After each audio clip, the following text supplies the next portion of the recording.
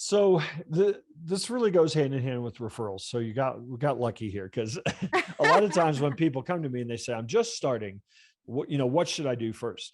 I always talk about strategic partners, which is really a form of referral. So my advice is to go out and find 6 or 8 companies or individuals or businesses that have what you think is your ideal customer.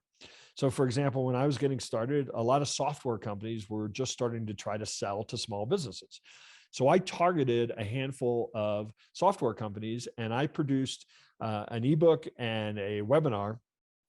And I went to them and I said, "Hey, I'll do this webinar for you for free. I've got this ebook. You can co brand it and send it out to your list because they were not producing that much content at the time." Excuse me. So, I think specifically to your question, I would take that money and I would invest in a great deal of it in producing, um, getting somebody to design. I mean, obviously, you've got to have something useful to say, but getting somebody to design an ebook or a end to end, maybe a slide deck for a webinar, maybe some promotional materials around that, and then go to find a handful of companies, organizations that have your ideal customer in mind, and offer to let them co-brand that or offer to do that kind of presentation for their audience, free of charge.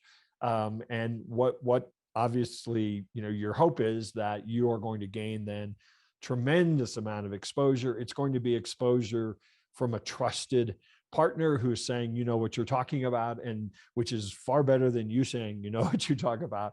And it can, in many cases, be a great way to kickstart a business.